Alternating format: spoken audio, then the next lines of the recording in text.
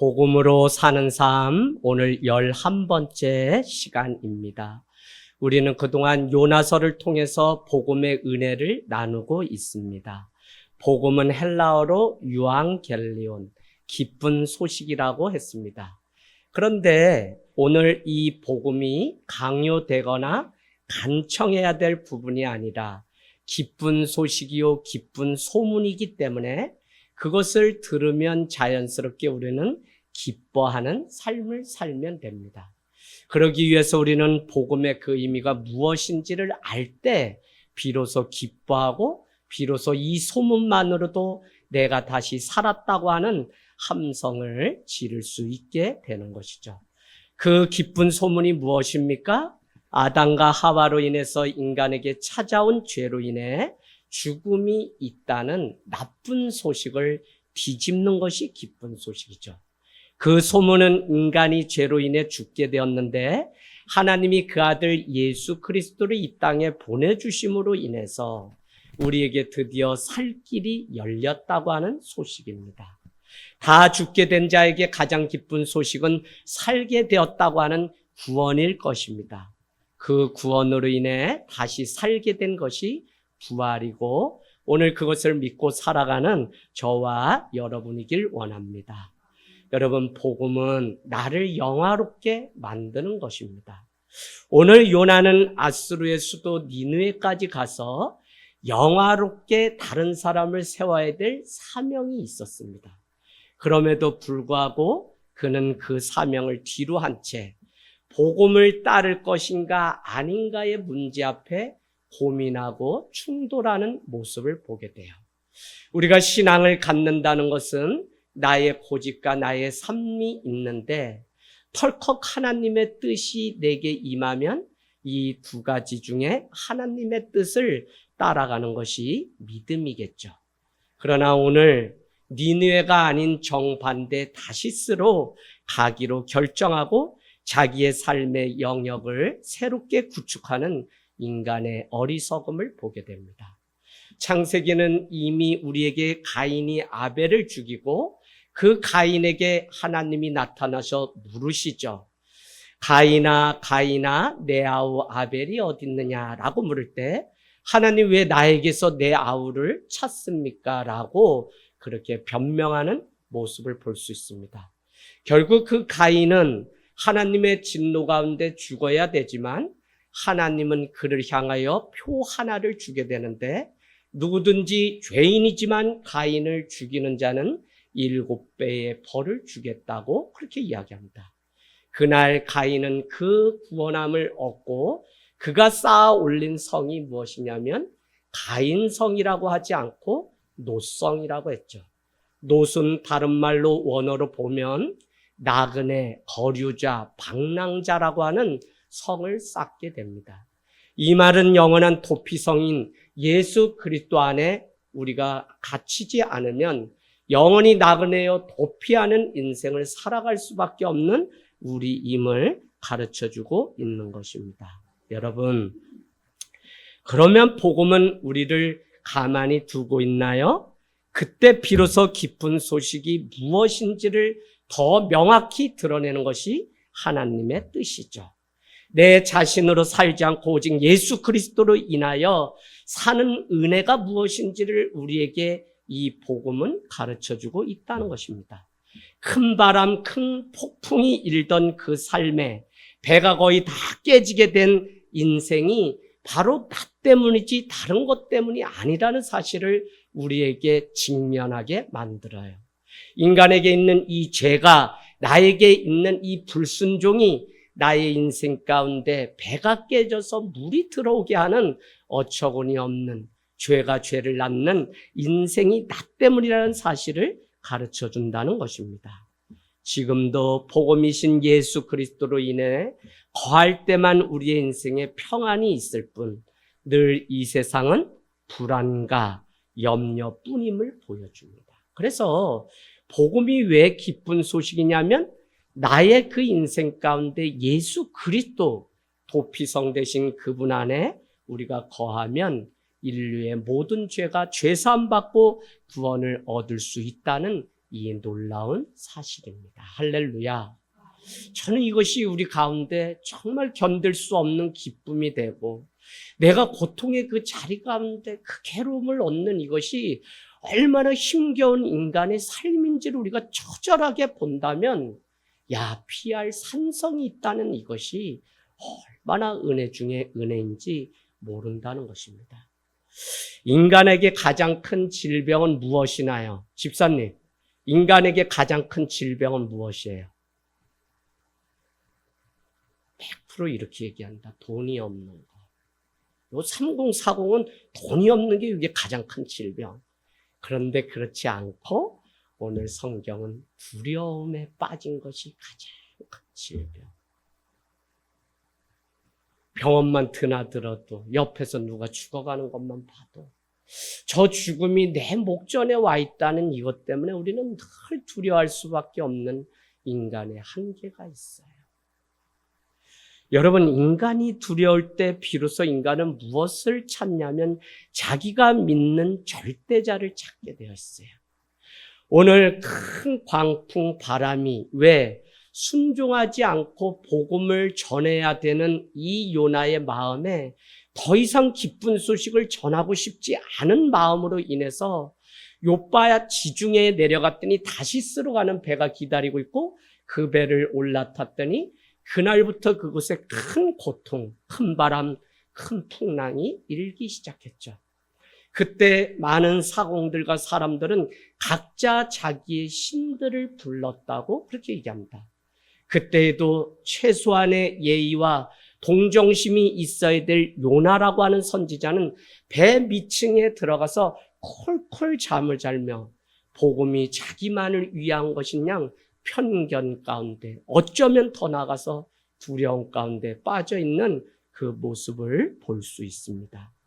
여러분, 각각의 신을 부르는 그것이 바로 자기가 만든 우상인데, 우상은 인간이 만들어낸 자기의 안전장치일 뿐 아무 능력이 없다는 사실을 요나서를 통해 우리는 봅니다. 우상은 이방인이었던 선장과 사공들이 배를 가볍게 하기 위해서 물건을 바다에 던졌는데, 복음이신 예수 그리스도를 알지 못하는 요나는 깊이 잠이 들었죠.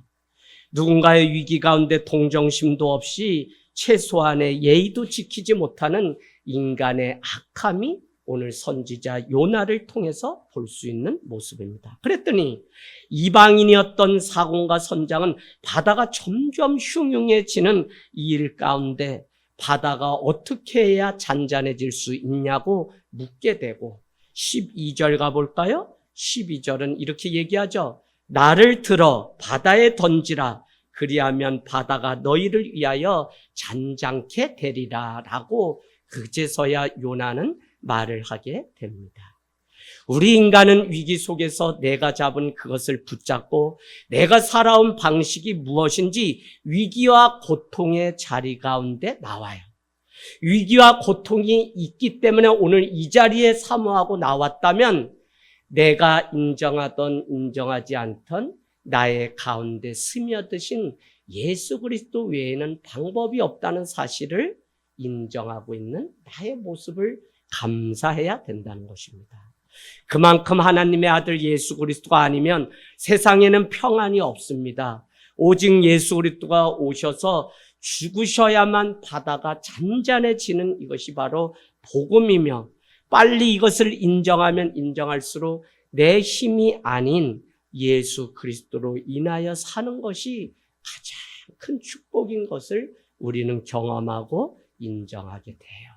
여러분, 금요 기도에 마치고 강원도에 감자를 심으러 갔어요. 6이면 다 제가 막내니까 깰 나이가 됐어요. 그래서 오늘 비도 온다는데 어제 토요일 얘기예요. 다 같이 빨리 감자 심읍시다 해서 아침 6시 반부터 비늘 피고 감자를 심기 시작해요. 그런데요, 육신의 이 연약함이 얼마나, 하나님을 의지하지 않으면 순간 우리 가운데 평안이 없는 것을 아는 것이 처음에 몇 골 할 때는 오늘 뭐 반나절 안에 이거 다 마칠 수 있다 그래서 10몇 명이 아주 신나게 막 힘있게 그래서 저도 반나절 몇 시간이면 다 끝나는 줄 알았어. 그랬는데 온다고 하는 매형들은 다 한식을 핑계대고 오지 않고 그 몫은 이경학 목사님과 제 몫. 그래서 비닐 필이야 감자랴 알지도 못하는 저 아들들 또 도시남인데 그래도 호미질을 가르쳐가지고 해니 비닐 다 찢고 뭐 난리가 났어. 그런데다가 비가 올라고 바람이 막 불기 시작하니 비닐을 쭉 늘어서 잘랐는데 흙으로 빨빨 묶어줬는데 비닐이 다 해가지고 비닐 따라 막 저 아래까지 끌려가면 그럼 비닐 놓으면 어떻게 돼? 다 날아가서 다시 해야죠. 그러니까 비닐을 지키려고 막 그냥 깔고 안고 난리도 아니었어. 감자 달라 그러면 전에는 갖다 놔주더니 몇 시간 지나니까 감자를 던져. 이젠 짜증났어. 몇 시간 지나니 허리 다 완전 주저앉고 무릎으로 일하시면 어른들이 왜 엉덩이에 흙이 묻냐면 앉아서 겨우 기어가면서 감자 심는 거예요. 나도 얼마나 승질이 나는지 12고랑 했는데도 아직도 씨감자를 구해준 게 남아서 갔다가 다 어디 하나씩 던지는데도 여전히 한 박스가 남아 있어서 다 하자는데 해야 나만 죽겠는데?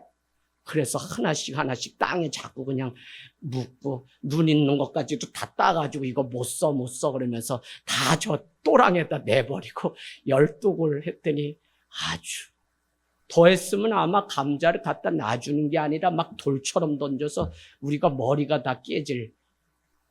여러분 오늘 이 땅 가운데는 아무리 사랑해서 평안 가운데 선한 일을 준비해도 이와 같아요. 인간은 먼저 늘 자기 열심으로 살면 모든 것이 된다고 생각하는 그 한계에서 벗어나야 돼요. 군대를 다녀와요. 결혼을 하고 누군가를 만나서 또 계약을 하고 또 새로운 시험을 보고 대학을 가고 하는 많은 인생에서 처음 겪어야 되는 일들이 있어요. 그러니 불안할 수밖에 없어요. 그런데 처음이라서 그럴 수 있지만 그때 인간의 방법은 열심히 하면 된다라는 것 외에는 뭔 답이 없어요. 여러분, 우리가 열심히 하는 순간 우리는 점점 하나님과 멀어진다는 사실을 아셔야 돼요. 무슨 이야기냐면 13절에 가서 동그라미 쳐놓으세요. 그 사람들이 힘써 노를 저 배를 육지로 돌리고자 하나 그 배는 육지로 가지 않았다는 거예요. 문제는 인간의 열심에 있지 우리가 뭐 게을러서 문제가 아니에요. 내가 무엇을 하면 된다고 생각하는 그것이 복음이 아니라고 했어요. 복음은 하나님이 너를 위해 무엇을 하시는지를 가르쳐주는 동시에 너의 인생을 향하여 하나님이 일하시고 있기 때문에 맡겨드리고 너의 삶의 주인을 하나님으로 모시라고 하는 것이 복음이라고 했어요. 여러분, 내 열심이 더 크면 클수록 13절 말씀은 바다가 그들을 향하여 점점 더 흉흉할 뿐이라는 것입니다. 차라리 인간의 연약함을 인정하는 겸손이 있다면 지금 이 상황이 나 때문에 일어난 일이라고 우리가 고백한다면 철저하게 회개하는 그곳에 순종의 아름다운 꽃을 피우게 하고 겸손한 삶을 살게 만들 거예요. 오히려 우리 가운데 찾아온 고통이 강하신 하나님을 붙잡게 하기 때문에 우리는 이 과정들도 주님 앞에 기도하고 주님 앞에 나가잖아요. 늘 기도해요. 오늘 우리 집사님이 인간의 연약함을 깨닫고 강하신 주님을 붙잡고 살아가는 인생이 되게 해주세요라고 병상에 찾아가면 늘 기도하게 됩니다. 여러분, 고통은 우리를 성장시키고 우리를 복음이 무엇인지를 알게 하는 절대절명의 찬스라고 하는 사실을 여러분 기억하기를 원합니다. 누군가는 아무 문제가 없으니 괜찮은 인생처럼 살고 누군가는 인생에 문제가 생겼으니 자기 힘으로 해결하려고 더욱 힘껏 노를 저으면서 살아가요. 그러나 그 배는 육지가 아닌 다른 방향으로 간다는 것입니다. 예수 그리스도로부터 점점 멀어져요. 우리가 알아야 할 것이 있다면 열심보다 더 중요한 것이 순종이라는 것이에요. 순종하는 자는 그 삶에 겸손이 있을 때 드릴 수 있는 살아있는 예배가 있어요. 여러분, 우리 아이들 고3이 여럿이에요. 군대 있어요. 새로운 또 대학 준비해요. 그래서 열심히 해요. 열심히 해야 되지만 누구랑 해야 되는 열심이냐면 하나님과 함께하는 열심히 해야 돼요.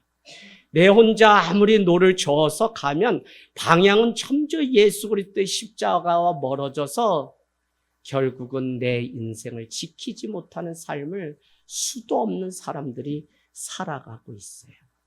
왜 인간은 고통의 마지막 순간이 되어서야 주님 앞에 항복을 할까요? 14절은 그렇게 말씀하죠.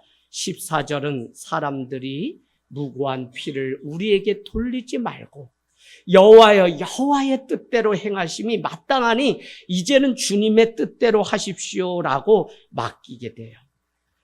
이와 같이 고통은 우리를 자라게 하는 시간이며 고통이 찾아올 때 우리가 하나님 앞에 드려야 되는 기도가 바로 주기도문이라는 것입니다.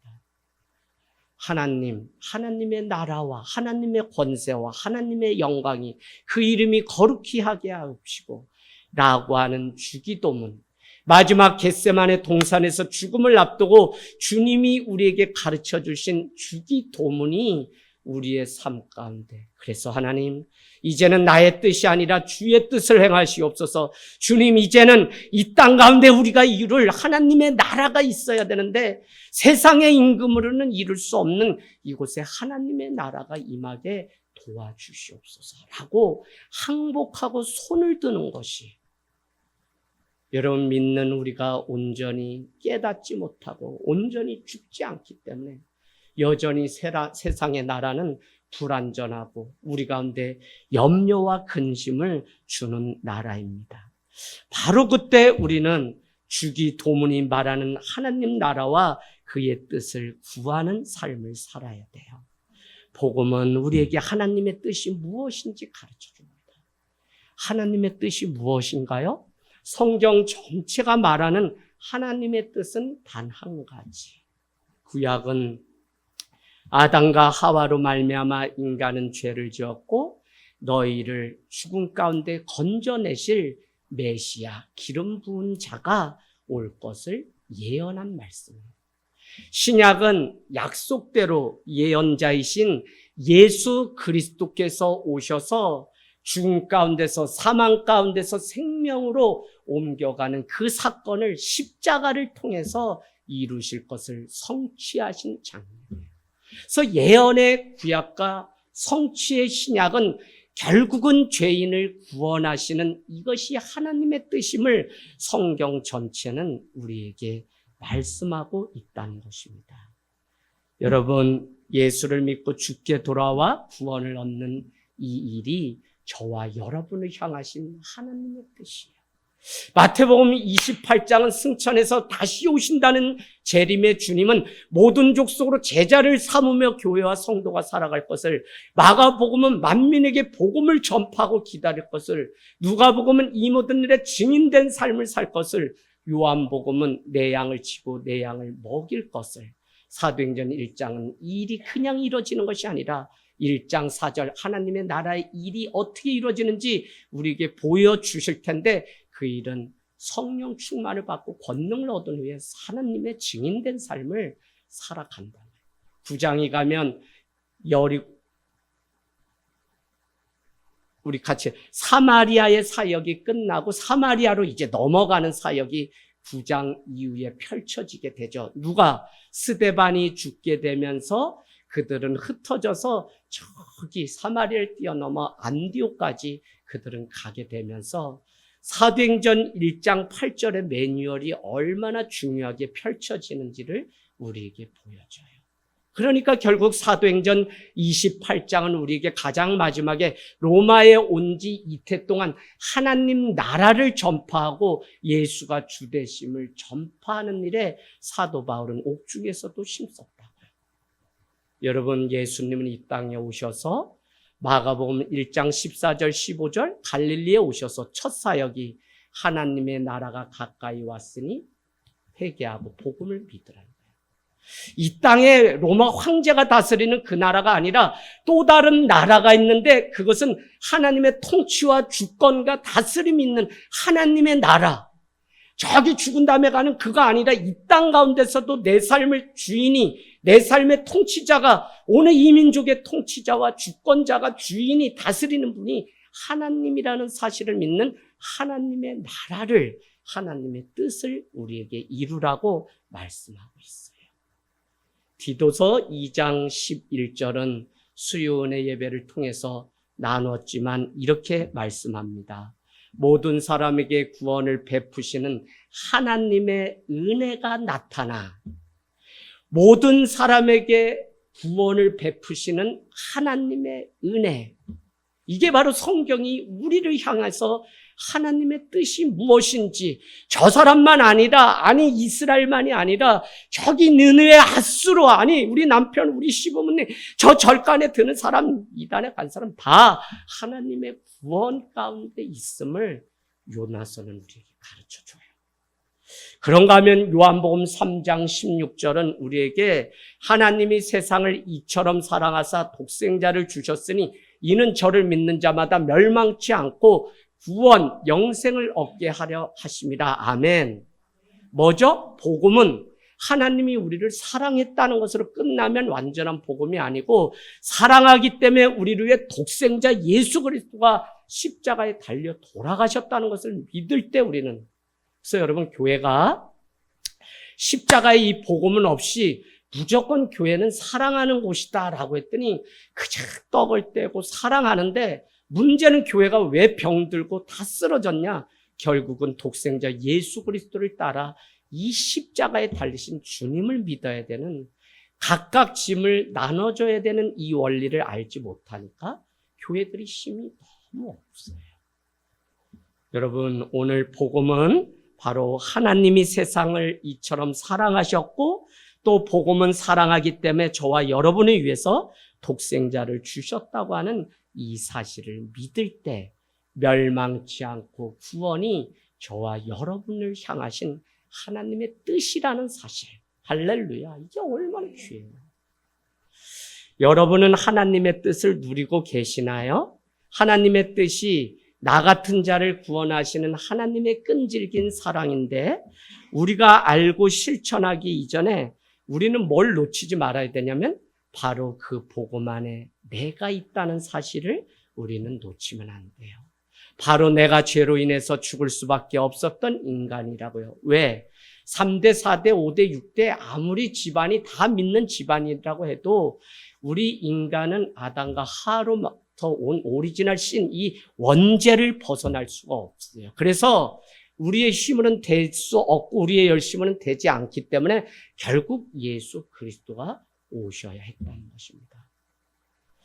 저는 저에게 이 복음이 먼저 와서 감격이 될 때 이 감격을 누군가에게 전하는 것이 전도고 선교인데, 그때 감동이 있고 그곳에 오늘 너도 아브라함의 자손이 되게 하리라 라고 했던 삭개오에게 말씀하셨던 그 축복, 이걸 감복이라고 해서 하늘 땅 교회는 삼중 감동 목회랍니다. 감동, 감격, 감복, 구원, 구원의 역사. 그러려면 먼저 내가 이 복음 가운데 내가 죽을 수밖에 없는 죄인이었구나, 나쁜 소식, 그런 기쁜 소식, 그 죽을 수밖에 없는 나를 구원하시기 위해서 예수 그리스도가 오셨구나라는 사실이에요.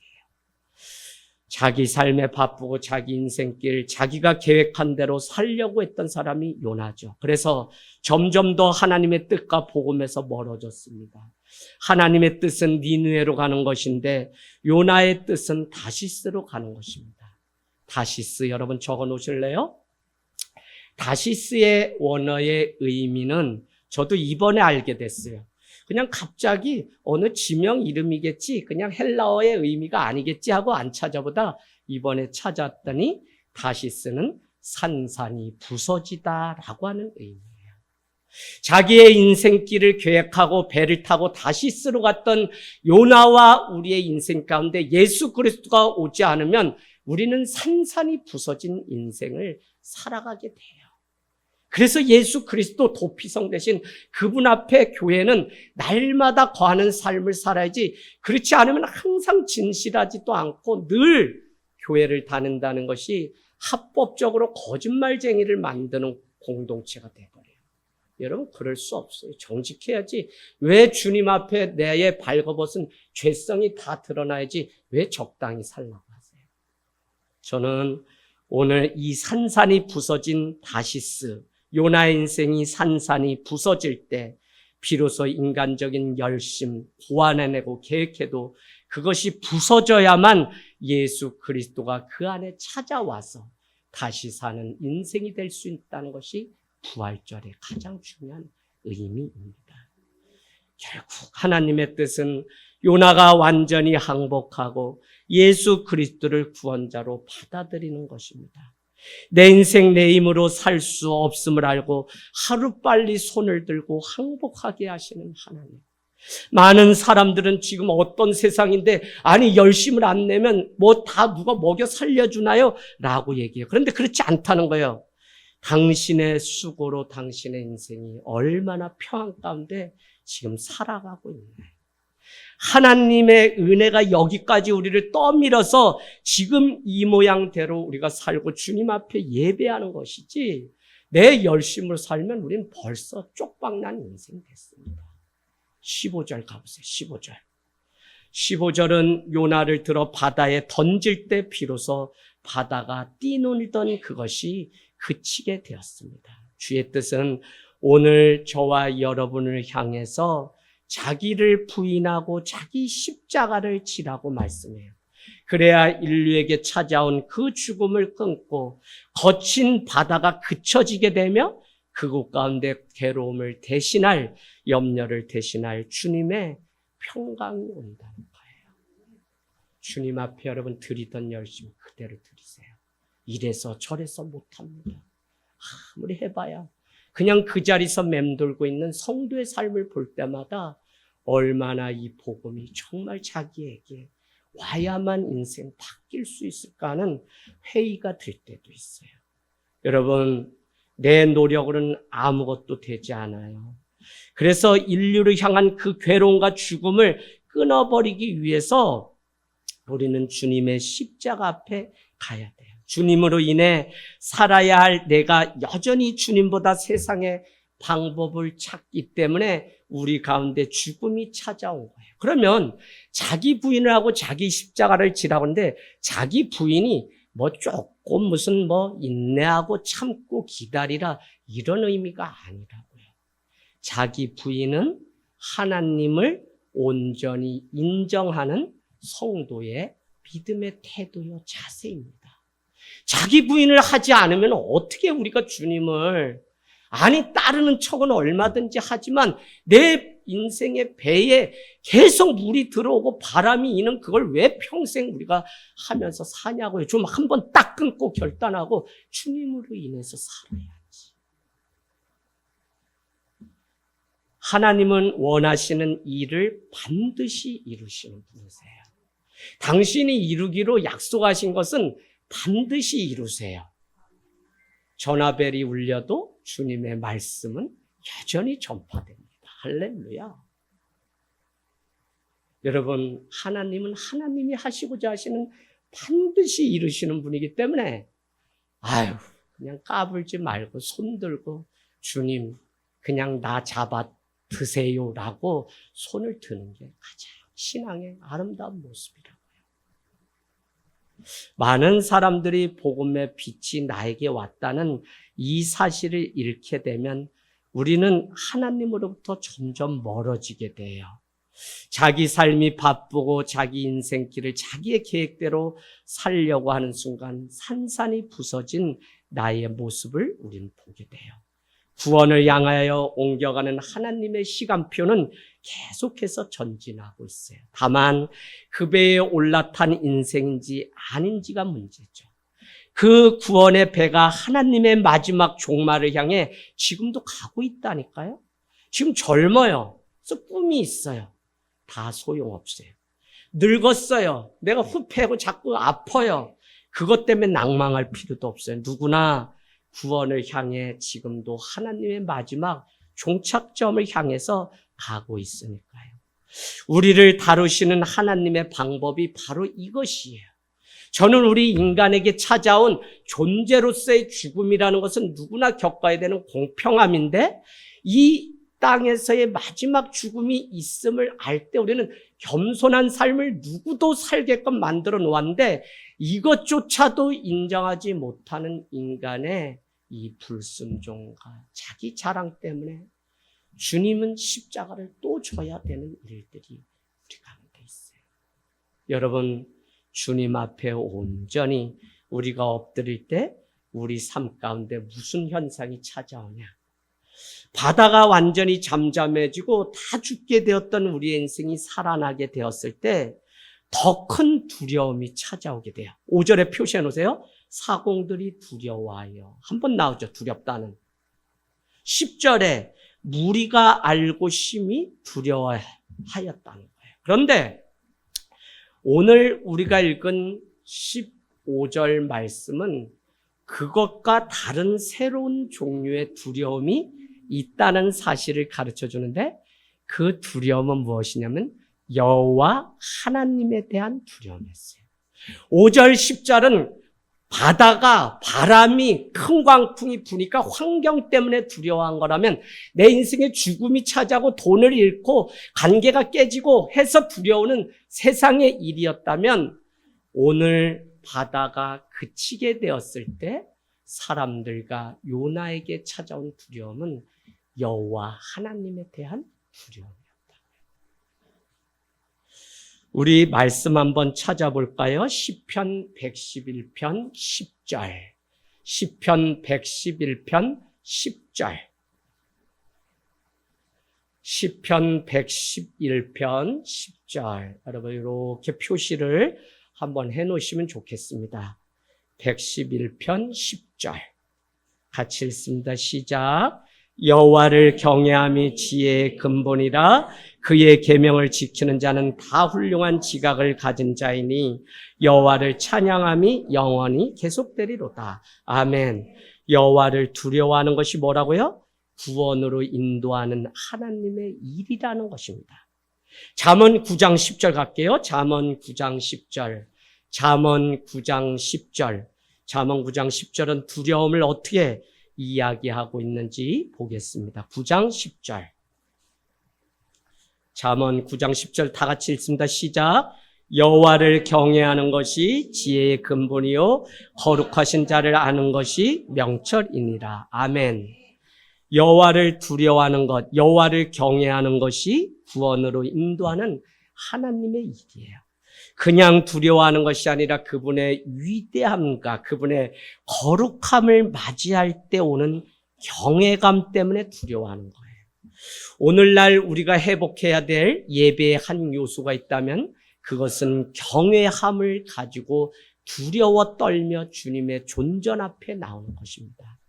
하나님을 경외하는 마음으로 나오는 것은 그냥 그렇게 세상 살다가 그냥 그렇게 나오면 다 받아주시는 하나님, 그렇게 여기는 것이 아니라 하나님의 사랑을 알기 때문에 내 인생 더욱 거룩하고 더욱 하나님을 경외하는 마음으로 주님 앞에 나오는 삶. 경외함은 우리가 쉽게 손을 대거나 만질 수 없거나 또 그분과 말을 섞거나 할 수 없는 그런 경외함이 아니라 그분은 우리 가운데 늘 함께 하는데 감히 그분의 경외하고 그분을 두려워함 때문에 여호와라는 단어가 나오면 마치 유대인들이 가서 손을 닦고 와서 말씀을 읽었던 그 두려운 그 경외함.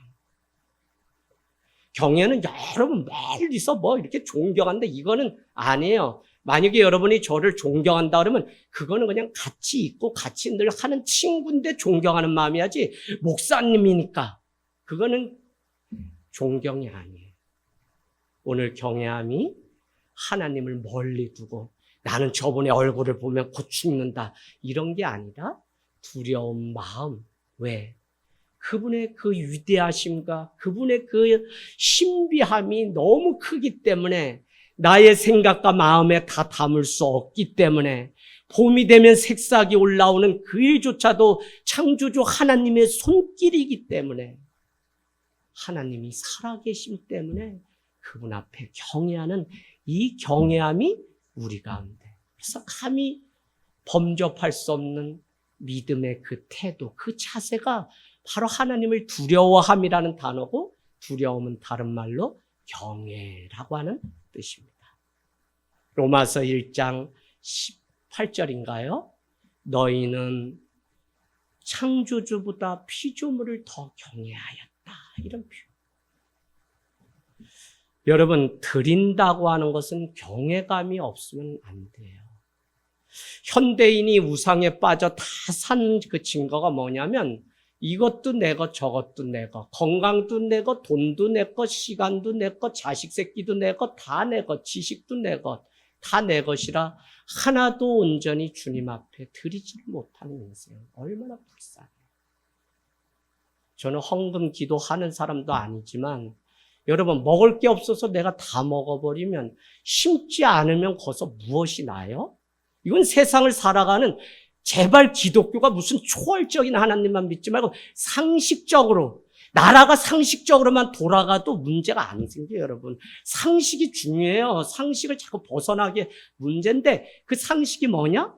하나님을 믿으면 하나님을 드리지, 내 삶, 내 청춘, 내 인생. 근데 우리는 못 드려요. 심지를 않는 데서 무엇을 거둘 수가 있어요. 그래서 여러분, 늘 경외함이 우리 안에 있을 때, 하나님은 나의 친구도 되시고 아버지도 되고 다 돼요. 그런데 경외함은 놓치지 마세요. 경외함이 있을 때 오늘 이 백성 사공들은 하나님 앞에 헌물을, 자기를 드려서 제물로 드렸다고 하는 표현이 오늘 비로소 나와요. 여러분, 경외감은 얼마나 중요하냐면, 우리가 1인 1사역, 교사, 운전, 식사, 당번, 많은 것들 교회에서 해요. 재정도 해요.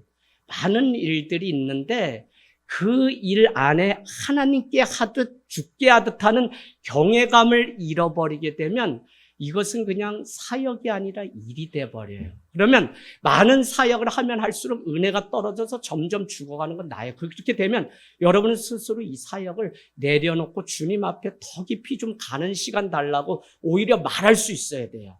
근데 이것이 지치고 이것이 일로 여겨지면 안 돼요. 어제 여러분 감자 얘기했는데 감자 2탄 얘기할게요. 감자가 이렇게 심고 또 삼겹살 굽고 막 이런데 적당히 와서 얼른 쉬고 싶은데 또 꾸역꾸역 막 이렇게 오는데 이 장남인 제가 또 올 수가 없어서 그 시간 타임 보기가 얼마나. 왜 그래요?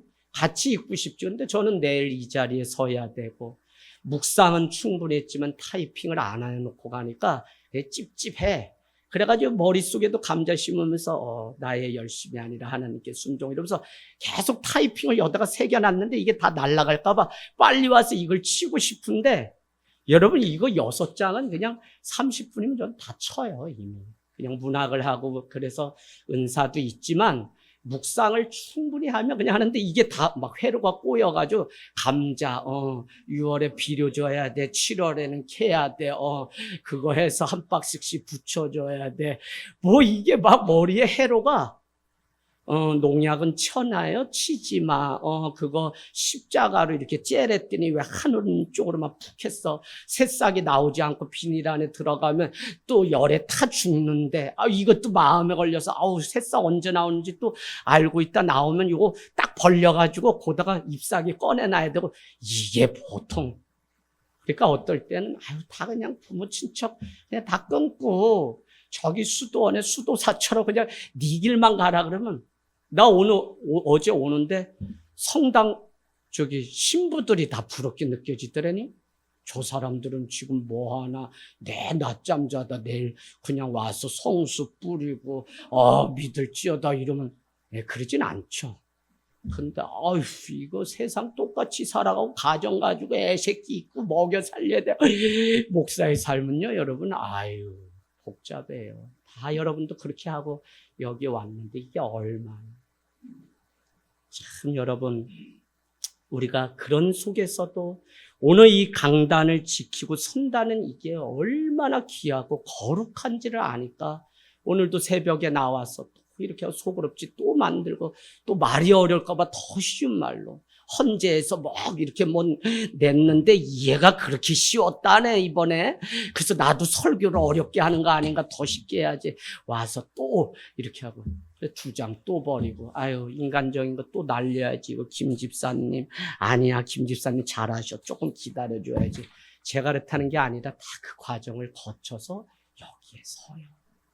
그럼 아침에 또 삐약 뭐가 와요? 목사님 저 한식이랑 어머니 뵙고 올게요. 목사님 뭐 할게요. 뭐 할게요. 오늘은 또 그렇게 많이 와. 눈물을 흘리면서 내려 섰다니까. 아유, 난 막 피곤하게 어서 와서 성도들 막 만날. 그래도 한 영혼 보고 또 오늘 이 은혜 나눌 수 있어서.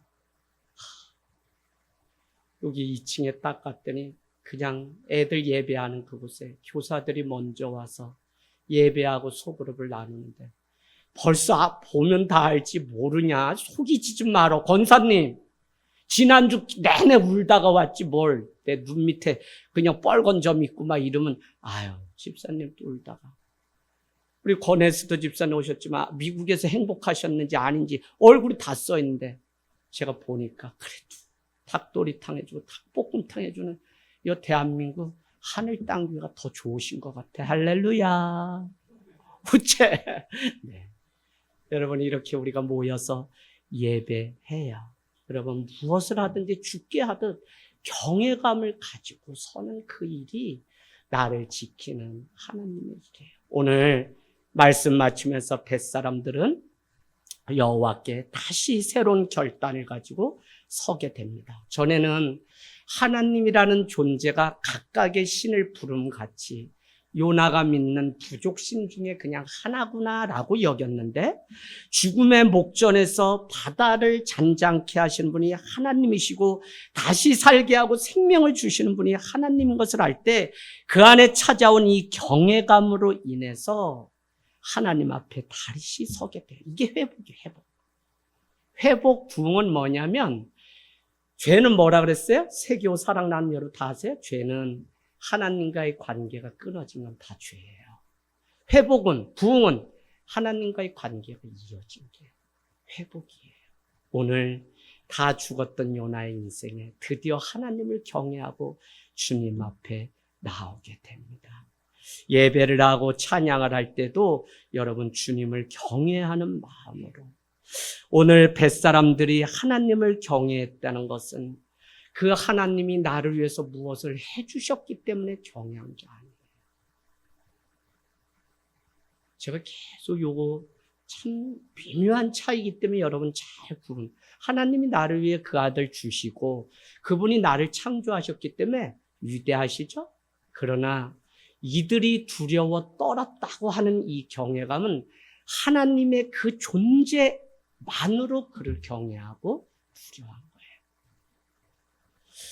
우리가 기도 얘기 드린 적 있죠? 기도가 하나님이 내 기도를 응답하신 존재이기 때문에 내가 그분을 믿고 경외한다 하면, 그분이 내 기도를 내 방식대로 믿어주지 않으면 우리는 하나님을 경외하지 않아도 되냐고요. 그래서 어떤 결과나 일 때문에 그것을 존경하거나 경외함이 아니라 우리는 그 존재 자체로 귀하고 저기 존귀한 자기 때문에 우리가 귀히 여기는 거예요. 여러분, 사단은 자꾸 와서 너 이것도 할 수 있어야지 존귀해, 너 이것도 해야지 돼, 너 이것도 해야 돼. 그러다 보면 우리 40대 50대 자꾸 친구들은 세상에서 뭐 됐다는데 나만 자꾸 나락으로 떨어지는 것 같고, 그래서 집사님 왜 그러세요? 그러면 목사님 난 해놓은 게 하나도 없는 것 같아요. 요거 무기력증 아주 이거 초입 단계야 요거. 그러면 어떻게 돼? 그죠?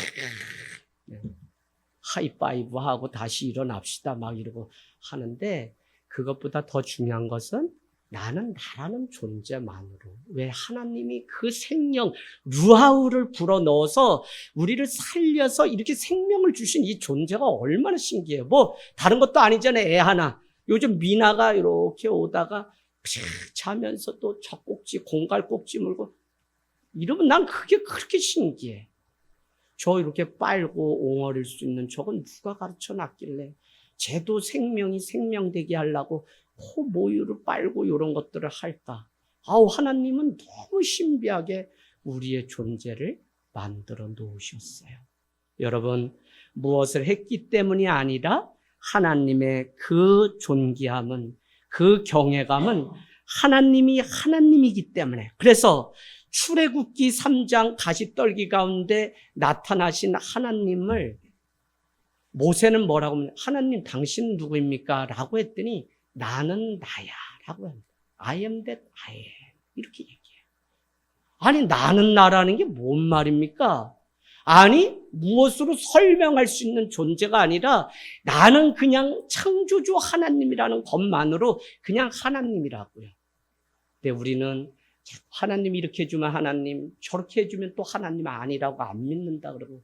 근데 그게 doing, 행함 때문이 아니라 being, 그 존재 자체로 우리도 귀하고 하나님도 존귀해서 우리는 그래서 그분을 경외하고 그분 앞에 날마다 나아갑니다. 여러분, 오늘 잊지 마세요. 1장 전체를 마치면서 사실 사악한 앗술의 수도 니느웨에 하나님의 진리, 하나님의 기쁜 소식, 복음을 보여주고 전하고 싶지 않았던 요나에게 생긴 이 문제가 1장을 끌어왔어요. 그럼에도 불구하고 요나의 몸에 17절을 보면 물 한 방울 닿지 않게 하시는 하나님.